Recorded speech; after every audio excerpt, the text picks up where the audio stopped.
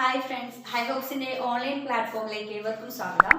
ഞാനിവിടെ എടുക്കുന്നത് അടിസ്ഥാന പടാവലിയാണ്. അടിസ്ഥാന പടാവലിയിലെ ആദ്യത്തെ യൂണിറ്റായ ജീവിതം പടർത്തുന്ന വേരുകൾ എന്ന യൂണിറ്റാണ് എടുക്കുന്നത്.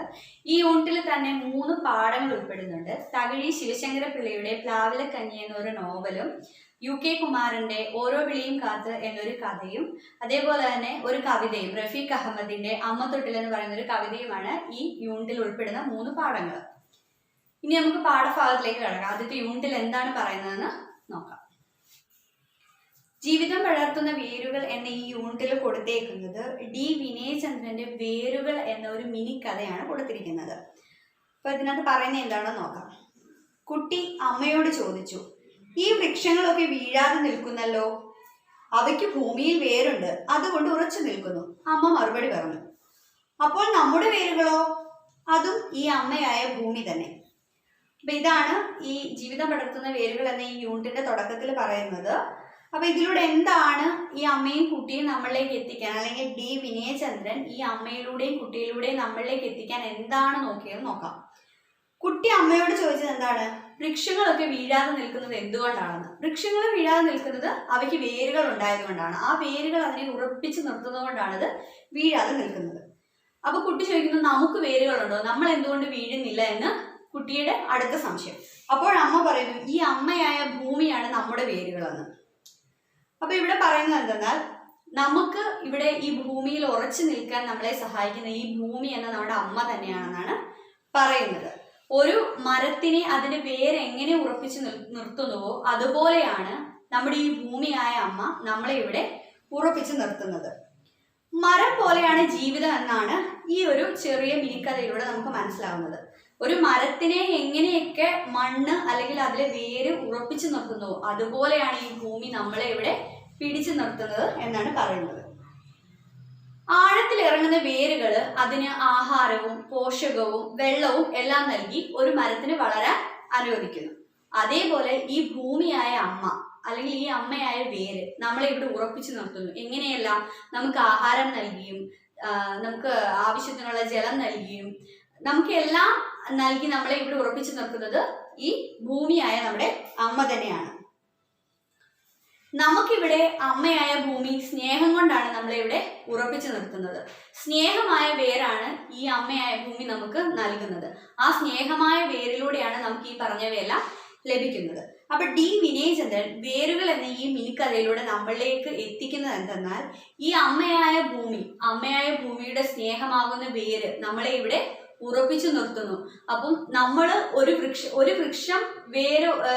വൃക്ഷത്തെയോ അതിന്റെ വേരുകൾ ആ മണ്ണിൽ ഉറപ്പിച്ചു നിർത്തി അതിന് പോഷകവും ആഹാരവും ജലവും എല്ലാം നൽകുമ്പോൾ ആ വൃക്ഷം ആ വേരിനോട് എത്ര കടപ്പെട്ടവനാവുന്നോ അതുപോലെ നമ്മളും നമ്മുടെ ഈ ഭൂമിയാവുന്ന അമ്മയോട് കടപ്പെട്ട് തന്നെ ജീവിക്കണമെന്നാണ് ഈ ജീവിതം പടർത്തുന്ന വേരുകൾ എന്ന യൂണിറ്റിലൂടെ D. വിനയചന്ദ്രൻ നമ്മളിലേക്ക് എത്തിക്കുന്നത്. അപ്പം ഈ യൂണിറ്റിൽ എന്താണ് പറയുന്നതെന്ന് നിങ്ങൾക്ക് മനസ്സിലായി എന്ന് ഞാൻ വിശ്വസിക്കുന്നു.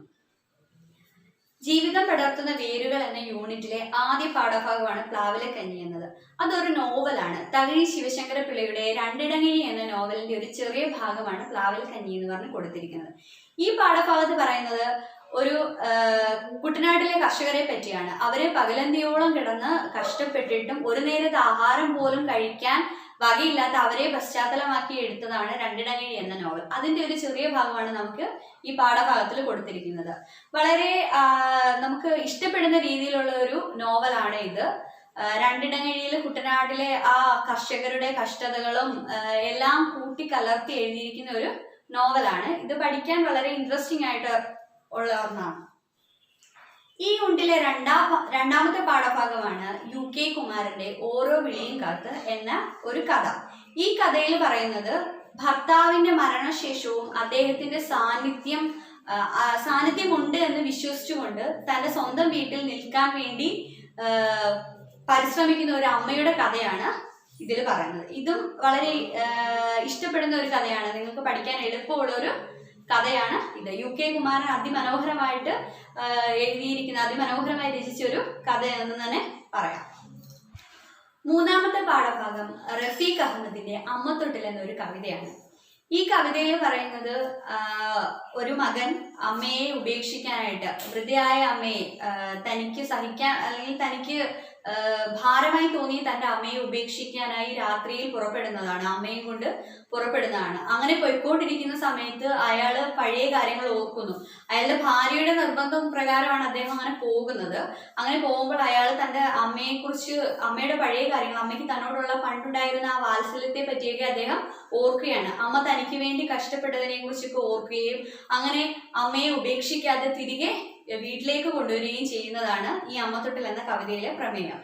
അങ്ങനെ തിരികെ വീട്ടിലേക്ക് എത്തുമ്പോൾ ആ അമ്മ മരണപ്പെട്ടു പോകും, എന്നേക്കുമായി തന്നിൽ നിന്ന് അകന്നു പോയിരിക്കുന്നു ആ അമ്മ എന്ന വാർത്തയും അയാൾ ഈ ഒരു കവിതയുടെ അവസാനം അറിയേണ്ടി വരുന്നു. പ്ലാവിലക്കഞ്ഞി എന്ന പാഠഭാഗത്തിന്റെ ആശയമാണ് ഞാൻ പറയുന്നത്. അപ്പൊ അതിനു മുമ്പായിട്ട് ടെക്സ്റ്റിൽ കൊടുത്തേക്കുന്ന ഒരു ചെറിയ ഭാഗം വായിക്കാം.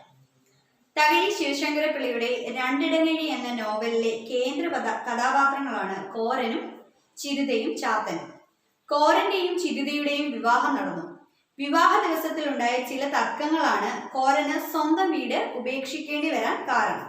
തന്റെ സുഹൃത്തായ കുഞ്ഞപ്പിയുടെ കുടിലിനോട് ചേർന്ന് ഒരു ഭാഗം മുറിച്ചുകെട്ടി താമസിക്കുകയാണ് അവർ. പുഷ്പവേലിൽ ഔസേപ്പ് മുതലാളിയുടെ പാടത്ത് പണിയെടുക്കുന്ന കോരൻ കഠിനമായി അധ്വാനിച്ചിട്ടും ഒരു നേരത്തെ ആഹാരത്തിനുള്ള നെല്ലോ പണമോ ലഭിക്കുന്നില്ല. കൊടിയ ദാരിദ്ര്യത്തിലാണ് അവരുടെ ജീവിതം. ആ ജീവിതാവസ്ഥയുടെ ചിത്രീകരണമാണ് ഈ പാഠഭാഗം. അപ്പൊ ഈ പാഠഭാഗം വായിച്ച് ആശയം പറയുക നടക്കാത്തത് കൊണ്ട് ഞാൻ ഈ പാഠഭാഗത്തിന്റെ ആശയം ചുരുക്കി പറയാം. അപ്പം നിങ്ങൾ ടെക്സ്റ്റുകൾ വീട്ടിലിരുന്ന് വായിക്കുക, അതോടൊപ്പം ഞാൻ ഈ പറയുന്ന ആശയം കൂടി കേൾക്കണം. അപ്പൊ ഞാൻ ഈ പാഠഭാഗത്തിന്റെ ആശയം പറയാം. എല്ലുമുറിയിൽ പണിയെടുത്തിട്ടും ദാരിദ്ര്യവും അവഗണനയും ചൂഷണവും അനുഭവിക്കേണ്ടി വന്ന കുട്ടനാട്ടിലെ കർഷക തൊഴിലാളികൾ, അവരുടെ കഥ പറഞ്ഞ നോവലാണ് തകഴി ശിവശങ്കരപ്പിള്ളയുടെ രണ്ടിടങ്ങഴി. അപ്പൊ ഈ നോവലിന്റെ ആശയത്തിലേക്ക് കടക്കാം. കുട്ടനാട്ടിലെ സമ്പന്ന കർഷകനായ പുഷ്പവേലിൽ ഔസേപ്പിന്റെ വേലക്കാരനാണ് കോരൻ. അന്നും പതിവ് പോലെ അന്തിയായപ്പോൾ വേലക്കാർക്ക് കൂലി ലഭിച്ചു. കോരന് കിട്ടിയത് 3/4 രൂപ. പക്ഷേ കോരന് കൂലിയായി നെല്ല് മതിയെന്ന് അദ്ദേഹം പറഞ്ഞു. കുടിലിൽ 1 മണി അരി പോലും ഇല്ല. 3/4 രൂപയ്ക്ക് എന്ത് കിട്ടാൻ? ഇടനഴി അരിക്ക് 1.5 രൂപ കൊടുക്കണം. ജന്മിമാരുടെ അറയിൽ നെല്ല് ധാരാളം ഉണ്ടെങ്കിലും അവരത് തൊഴിലാളികൾക്ക് കൊടുക്കുകയില്ല. രാത്രിയിൽ അവ ഉയർന്ന വിലയ്ക്ക് കരിഞ്ചന്തയിൽ വിൽക്കും. തൊഴിലാളികൾ പട്ടിണിയിലും പാതിരാ വരെ 3/4 ചക്രവും മടിയിലിട്ട് അരി അന്വേഷിച്ച് കോരൻ നടന്നു. ഒടുവിൽ നാഴി അരിയും 4 ചക്രത്തിന് കപ്പക്കിഴങ്ങും വാങ്ങി കുടിലെത്തി. അത് പാകം ചെയ്ത് ഒരുമിച്ചിരുന്ന് കോരനും ചിരിതയും കഴിച്ചു. ചിരിത സ്നേഹത്തോടെ അവനെ ഊട്ടി. അല്പം അവളും കഴിച്ചു. പിറ്റേ ദിവസം കോരന് കഴിക്കാനായി കുറച്ച് മാറ്റിവെച്ചു. അത്താഴത്തിൽ നിന്ന് മാറ്റിവെച്ച 4 കഷ്ണം കപ്പയും 4 കഞ്ഞിവെള്ളവും പിറ്റേന്ന് കാലത്ത് ഒരു വഴക്കിന് കാരണമായി. അപ്പൊ ഇവിടെ പറയുന്നുണ്ട്, കുട്ടനാട്ടിലെ സമ്പന്ന കർഷകനായ ഔസേപ്പിന്റെ വേലക്കാരനാണ് കോരൻ എന്ന് പറയുന്നുണ്ട്. കോരനും ചിരിതയും തമ്മിൽ കല്യാണം കഴിച്ചുവെന്നും അവർ കല്യാണം കഴിച്ചപ്പോൾ എന്തോ തർക്കം ഉണ്ടായെന്നും ആ തർക്കം കാരണം അവർ വീട് വിട്ടിറങ്ങിയാണെന്നും ഒക്കെ നമ്മൾ ആദ്യമേ പറഞ്ഞിരുന്നു. അങ്ങനെ വീട് വിട്ടിറങ്ങി അവര് മാറി താമസിക്കുകയാണ്. മാറി താമസിക്കുന്ന അവർക്ക് ഒരു ദിവസത്തെ കാര്യം തള്ളി നീക്കാൻ വേണ്ടിയുള്ള ശമ്പളം മാത്രമേ അദ്ദേഹത്തിന് ലഭിക്കുന്നുണ്ടായിരുന്നുള്ളൂ. അപ്പൊ ഇവിടെ പറയുന്നുണ്ട് വേലക്കാർക്ക് കൂലി കൊടുത്തതിനെ പറ്റി. അപ്പൊ കോരന് കിട്ടിയത് 3/4 രൂപയായിരുന്നു പറഞ്ഞു. 3/4 രൂപയ്ക്ക് കോരന് ഒന്നും മേടിക്കാൻ പറ്റത്തില്ല. അന്നത്തെ കാലത്ത് അരി മേടിക്കണമെങ്കിൽ 1.5 രൂപയെങ്കിലും, ഇടങ്ങഴി അരി മേടിക്കണമെങ്കിൽ 1.5 രൂപയെങ്കിലും അയാളുടെ കയ്യിൽ വേണമായിരുന്നു. അപ്പോൾ ഇടങ്ങഴി അരി ഉണ്ടെങ്കിൽ ഒരു ദിവസത്തെ കാര്യം അവിടെ നടക്കത്തുള്ളൂ. അപ്പോൾ 1.5 രൂപ പോലും അദ്ദേഹത്തിന് ശമ്പളമായിട്ട് കിട്ടുന്നില്ല. അരി മേടിക്കാനുള്ള പൈസ പോലും ശമ്പളമായിട്ട് കിട്ടുന്നില്ല. ആകെ കിട്ടുന്നത് 3/4 രൂപയാണ്. ആ രൂപയും കൊണ്ട് വീട്ടിലോട്ട് പോകാൻ പറ്റാത്തത് കൊണ്ട് അയാൾ ജന്മിമാരോട് നെല്ല് ചോദിച്ചപ്പോൾ അവർ പറഞ്ഞു അത് കൊടുക്കത്തില്ല എന്ന് പറഞ്ഞു. കാര്യം അവർക്ക് ഇവര് കഷ്ടപ്പെട്ട് കൊണ്ടുവരുന്ന നെല്ല് അവർ പത്തായത്തിലിട്ട് രാത്രിയാകുമ്പോൾ കരിഞ്ചന്തയിൽ കൊണ്ട് വിൽക്കുക എന്ന് പറയുമ്പം ഇതിന് യഥാർത്ഥത്തിലുള്ള വിലയേക്കാൾ അതിന്റെ ഇരട്ടി വിലയ്ക്ക് അവര് അത് വിൽക്കുകയാണ് ചെയ്യുന്നത്. അങ്ങനെ ഇരട്ടി വിലയ്ക്ക് വിറ്റ് അവരവരുടെ ജീവിതം മുന്നോട്ട് കൊണ്ടുപോകുന്നു. പക്ഷെ ഈ അവരുടെ പണിസ്ഥലത്ത് കഷ്ടപ്പെടുന്ന ഈ പണിക്കാർക്ക് അല്ലെങ്കിൽ ഈ വേലക്കാർക്ക് അവര് അത് കൊടുക്കുന്നുണ്ടായിരുന്നില്ല. അപ്പോൾ അവിടെ അവരുടെ കഷ്ടപ്പാടിനെ പറ്റി പറയുന്നുണ്ട്. പിന്നീട് അന്ന് രാത്രി അയാൾ എങ്ങനെയെങ്കിലും കഷ്ടപ്പെട്ട് കപ്പയും അരിയും മേടിച്ച് വീട്ടിൽ കൊണ്ടുവരികയും വീട്ടിൽ കൊണ്ടുവന്ന് അവരത് ആഹാരം പാചകം ചെയ്ത് കഴിച്ചിട്ട് ബാക്കി വന്നത് ചിരുതയും കോരനും മാത്രം ഉണ്ടായതുകൊണ്ട് ബാക്കി ആഹാരം വന്നു. ആ വന്ന ആഹാരം പിറ്റേന്ന് രാവിലെ കോരന് കഴിച്ചിട്ട് പോകാനായിട്ട് ചിരുത മാറ്റി വെക്കുകയും ചെയ്തു. ആ മാറ്റി വെച്ച ആഹാരത്തെ ചൊല്ലി പിറ്റേന്ന് വഴക്കുണ്ടായി. അതെന്താണെന്ന് നോക്കാം. അവൻ അപ്പടി കഴിച്ചെന്ന് വെച്ചല്ല, അവൾ ഒട്ടും കഴിക്കാത്തതിനാലായിരുന്നു ആ വഴക്ക്. പിറ്റേന്നും കൂലിയായി നെല്ല് ചോദിച്ചെങ്കിലും 1 രൂപയാണ് കോരന് കൂലിയായി കിട്ടിയത്. അതുമായി ചുറ്റി നടന്ന് കുറച്ച് അരിയും വാങ്ങി കോരൻ വീട്ടിലെത്തി. വർഷങ്ങൾക്ക് ശേഷം തന്നെ തേടിയെത്തിയ അച്ഛനെ അവൻ കാണുന്നു. വാർദ്ധക്യവും ദാരിദ്ര്യവും തകർത്തു കളഞ്ഞ അച്ഛന്റെ രൂപം കോരനെ വേദനിപ്പിച്ചു. അപ്പൊ അന്നത്തെ രാവിലത്തെ അടി എന്തിനാന്ന് വെച്ച് കഴിഞ്ഞാൽ കോരൻ മൊത്തം കഴിച്ചെന്ന് പറഞ്ഞുള്ള അടിയായിരുന്നില്ല, ആ ചിരുത ഇത്തിരി പോലും കഴിക്കാതിരുന്നതിന്റെ അടിയായിരുന്നു. അവര് അന്നത്തെ ജീവിതം പുലർത്തിക്കൊണ്ട് പോകാനുള്ള ആഹാരമേ അല്ലെങ്കിൽ പൈസയെ അവരുടെ കയ്യിൽ ഉള്ളൂ എങ്കിലും അവരുടെ ജീവിതം വളരെ സന്തോഷകരമായ ജീവിതമായിരുന്നു. പരസ്പരം നന്നായി സ്നേഹിച്ചായിരുന്നു അവർ ജീവിച്ചിരുന്നത്. അതുകൊണ്ട് തന്നെ തന്റെ ഭാര്യ അതിൽ നിന്ന് ഇത്തിരി പോലും കഴിക്കാതിരുന്നപ്പോൾ അയാൾക്ക് വിഷമമുണ്ടായും. അതിന്റെ പേരിലാണ് ആ കോരൻ അവിടെ വഴക്കുണ്ടാക്കിയത്. അപ്പം അന്നും പതിവ് പോലെ നമ്മുടെ കോരൻ ജോലിക്ക് പോയി, ആഹാരമൊക്കെ കഴിച്ചിട്ട് ജോലിക്ക് പോയി. അന്ന് കോരന് കിട്ടിയ ശമ്പളം 1 രൂപയായിരുന്നു. അന്നും കോരൻ ചോദിച്ചു നെല്ല് തരാനായിട്ട്. അപ്പോഴും കൊച്ചൗസേപ്പ് നെല്ല് കൊടുത്തില്ല. അങ്ങനെ ആ കിട്ടിയ 1 രൂപയും കൊണ്ട് തിരികെ വീട്ടിലെത്തിയപ്പോൾ കാണാം, ഒരുപാട് കാലത്തിന് ശേഷം തൻ്റെ അച്ഛൻ തങ്ങളെ കാണാനായിട്ട് വീട്ടിലെത്തിയിരിക്കുന്നു. വാർദ്ധക്യവും ദാരിദ്ര്യവും കൊണ്ട് തളർത്തിയ അച്ഛനെയാണ് കോരന് കാണാൻ കഴിഞ്ഞത്. വർഷങ്ങളോളം വയലിൽ പണിയെടുത്ത് ലക്ഷക്കണക്കിന് പറ നെല്ലുണ്ടാക്കി അനേകരെ ഊട്ടിയ മനുഷ്യർ ഇന്ന് ഒരിറ്റ് കഞ്ഞിക്കായി കൊതിക്കുന്നു. അപ്പം നമ്മുടെ കോരനെ പോലെ തന്നെ ഒരുപാട് കഷ്ടപ്പെട്ടാണ് നമ്മുടെ കോരന്റെ അച്ഛനും ജീവിച്ചിരുന്നത്.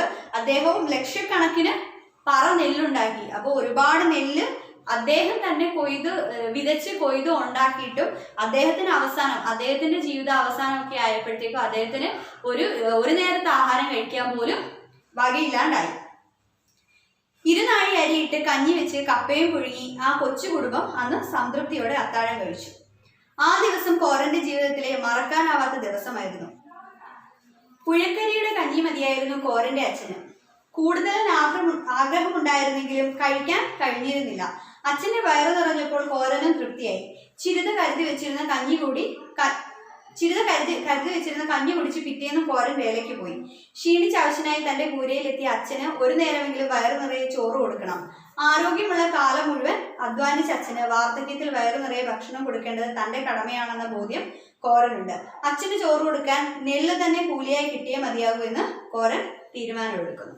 അപ്പൊ അങ്ങനെ വീണ്ടും പിറ്റേന്ന് അന്ന് രാത്രി അവർ സംതൃപ്തമായിട്ട് ആഹാരം കഴിച്ചു. കാര്യം 2 നാഴി അരിയിട്ട് കഞ്ഞി വെച്ച് കപ്പയും പുഴുങ്ങി അച്ഛന് കൂടി ആഹാരം കൊടുത്തു. ഒരുപാട് നാൾ കഷ്ടപ്പെട്ട തന്നെ വളർത്തിയ തൻ്റെ അച്ഛന് ഒരു നേരത്തെ ആഹാരം പോലും ഇല്ലാതെ ദാരിദ്ര്യം അനുഭവിച്ചായിരുന്നു തൻ്റെ വീട്ടിൽ കഴിഞ്ഞിരുന്നത് എന്ന് അറിഞ്ഞപ്പോൾ തൻ്റെ അരികിലേക്ക് എത്തിയപ്പോൾ അച്ഛൻ നിൽക്കുന്ന അത്രയും ദിവസമെങ്കിലും അച്ഛന് നല്ല ആഹാരം കൊടുക്കണമെന്ന് കോരന് തോന്നുകയുണ്ടായി. അങ്ങനെ 2 നാഴി അരിയിട്ട് ചോറും കപ്പയും വെച്ചു. അങ്ങനെ അച്ഛന് കൂടി അത് കൊടുത്തു.